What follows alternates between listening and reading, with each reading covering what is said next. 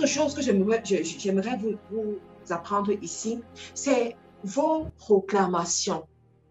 Vos proclamations, ce que vous dites de vous-même. Je vais vous partager dans ce bootcamp un livre que j'ai lu en 2018 qui m'a aidé, mais alors à une autre dimension. Ce livre m'a appris à comprendre le pouvoir de la façon dont tu racontes ton histoire.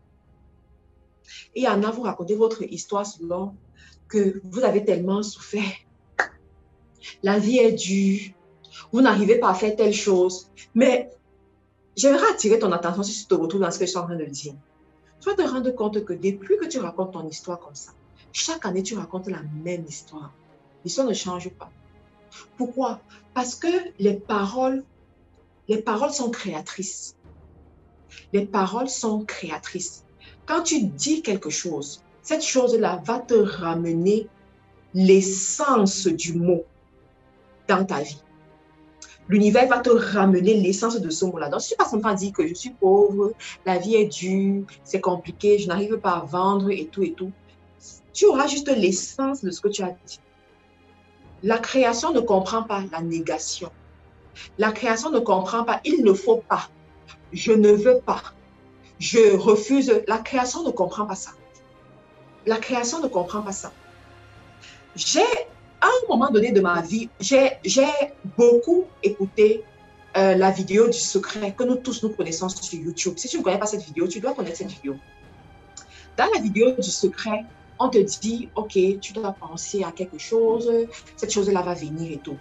Mais la personne qui a fait cette vidéo, c'est Bob Proctor. C'est un motivateur que je suis beaucoup sur les réseaux sociaux. Bob Proctor, après, il a fait des enseignements où il explique aux gens pourquoi est-ce qu'ils appliquent, en fait, ils font ce que la vidéo du secret dit, mais ils n'ont pas les résultats. Pourquoi ils n'ont pas les résultats? Et il explique ça très bien.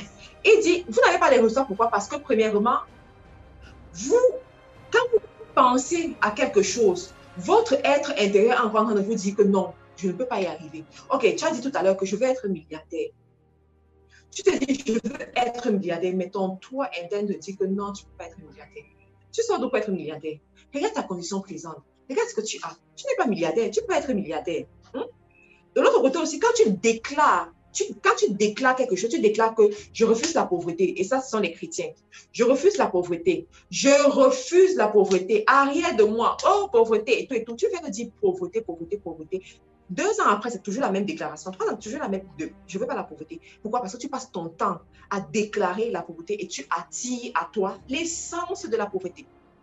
Mais pour peu que tu vas changer ton langage et dire richesse, abondance, prospérité, mes affaires vont bien, les clients viennent vers moi, les clients viennent de l'est à l'ouest, du nord au sud. Chaque semaine, j'ai de bonnes nouvelles. Chaque semaine, les bonnes choses m'arrivent. Mon chiffre d'affaires grandit. Je suis en bonne santé. Je me porte bien. Tout se passe bien pour moi. Les bonnes choses viennent facilement à moi. L'univers m'est favorable. Les personnes m'aiment et veulent travailler avec moi. Quand tu commences à déclarer comme ça, tu sais ce qui va se passer? Ton toi interne, que tu as passé ton temps à pourrir avec les mauvaises déclarations, va te dire que non, ça c'est faux.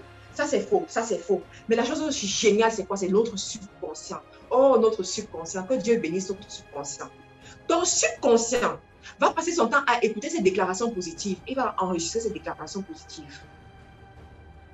Il va enregistrer ces déclarations positives.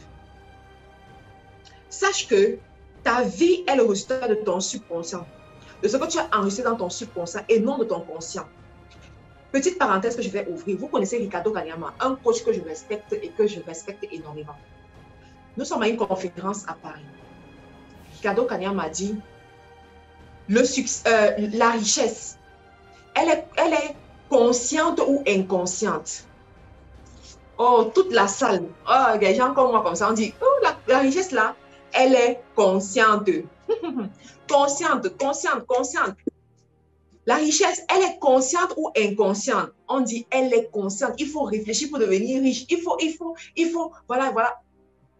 Ensuite, il prend la parole, il dit, la richesse, elle est inconsciente. Pourquoi est-ce qu'elle est inconsciente? Parce qu'elle relève de ton subconscient. C'est ton subconscient qui dirige 90% de ce qui t'arrive, qui dirige 90% de tes actions. Tout ce que tu as enregistré dans ton subconscient, tu vas le reproduire. Tout ce que tu as enregistré dans ton subconscient, tu vas le reproduire, que tu le veuilles ou pas. C'est la raison pour laquelle les gens qui ont grandi dans la pauvreté, il est difficile pour eux de devenir riches. Les gens qui ont grandi dans la richesse, les enfants des riches comme Trump, facilement il devient riche. Facilement il a l'argent n'importe comment, il a toujours l'argent. Toujours. Pourquoi? Parce que son subconscient a enregistré succès, a enregistré richesse, a enregistré comment facilement trouver l'argent. L'argent n'est pas un problème pour lui. C'est la somme d'argent peut-être qui sera un problème, mais l'argent est toujours disponible pour lui. Parce qu'il a vu ça. Et je vais dire ça aux parents, faites attention à ce que vos enfants voient. Faites attention à ce qui est familier à vos enfants. De temps en temps, faites-les voyager. De temps en temps, prenez un hôtel 5 étoiles avec eux. Faites-les rêver, faites-leur comprendre que c'est possible, c'est accessible. Ils peuvent avoir ça. Et quand ils vont aller à l'école, ils vont travailler pour avoir ça. Pour avoir même plus que ça. C'est comme ça qu'on éduque les enfants. Donc, c'est une parenthèse. C'est ton subconscient qui va diriger ton succès. C'est ton subconscient. Alors, ton subconscient est conçu de ce qu'il entend, de ce qu'il voit, de ce qu'il goûte, de ce qu'il touche. Tu comprends? Ce que tu vois, ce que tu sens, ce que tu goûtes, ce que tu touches, toutes ces informations-là rentrent dans ton subconscient. Et toutes les informations, il y a un micro qui bavarde là. Toutes les informations qui seront enregistrées dans ton subconscient, c'est ça qui va traduire tes actes. C'est ça qui va briser tes peurs. Il y a des gens aujourd'hui, si on vous met à côté de Dangote pendant un mois, vous allez voir les transactions que Dangote fait. Le milliard n'est pas un problème pour lui. Ici et tout. Vous allez voir, à la fin de ces un mois-là, vous-même, vous allez facilement toucher le milliard.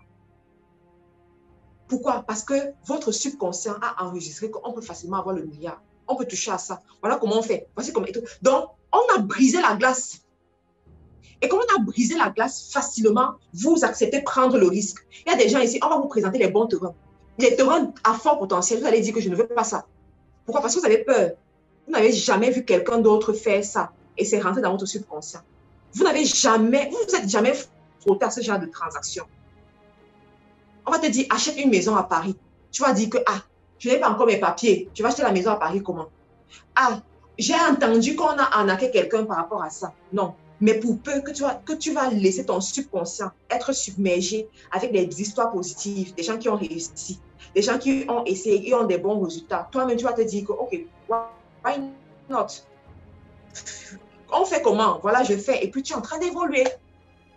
Tout passe par ton subconscient. Alors, la bonne nouvelle, c'est quoi? C'est que quand tu vas commencer à faire donc des déclarations, à proclamer, à dire ce que tu veux voir arriver et non ce que tu es en train de vivre, à raconter ton histoire différemment, ton subconscient va enregistrer ça. Ce n'est pas pour rien que je dis je suis présent des millionnaires et que je ne me sens pas mal à l'aise à dire ça.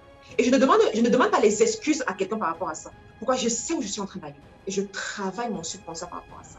Donc, quand tu vas déclarer, ton subconscient va te dire que, oh, si je reçois ça tous les jours, ça veut dire que c'est la vérité. J'enregistre ça et c'est ça que je reproduis. Et finalement, tu vas voir comment tu brises la glace, tu évolues et les choses extraordinaires t'arrivent. Les choses que tu n'arrivais pas à voir auparavant t'arrivent. L'autre jour, je faisais une transaction avec mon mari à partir du Cameroun, avec mon compte de l'Angleterre. Donc, je faisais une transaction. Et cette transaction s'élevait à plus de 10 000 livres. Pendant que je faisais la transaction, j'ai pensé à quelque chose. Je me suis rappelé qu'il y a une année, en Angleterre, dans le même compte bancaire, je n'arrivais pas à avoir 1000 livres. Ça, j'ai pris ça. Ça, c'est un terminal qui te permet de faire des transactions et tout, avec ton compte bancaire. Donc, à ce moment, j'ai dit, waouh, il y a une période dans ce même compte bancaire, je n'arrivais pas à avoir 1000 livres, 1 et 3 zéros. Je n'arrivais pas à voir ça. Je n'arrivais pas à voir. Mais me voici aujourd'hui. En un clic comme ça, j'ai fait une transaction de plus de 10 000 livres. Qu'est-ce qui s'est passé? Qu'est-ce qui s'est passé? Proclamation. Proclamation. Un jour, dans mon groupe de mentis, je leur ai montré, regardez comment en Angleterre, je mettais sur mon mur.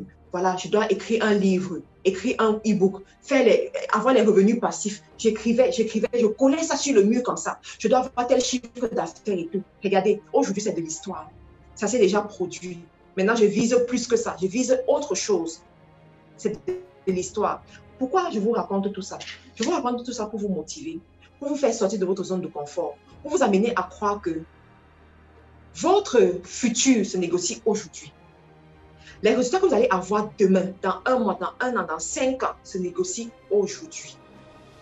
Quelle est ta routine de chaque jour? Qu'est-ce que tu fais chaque jour? Comment est-ce que tu travailles? Est-ce que tu passes ton temps à réprimander les autres sur ton échec?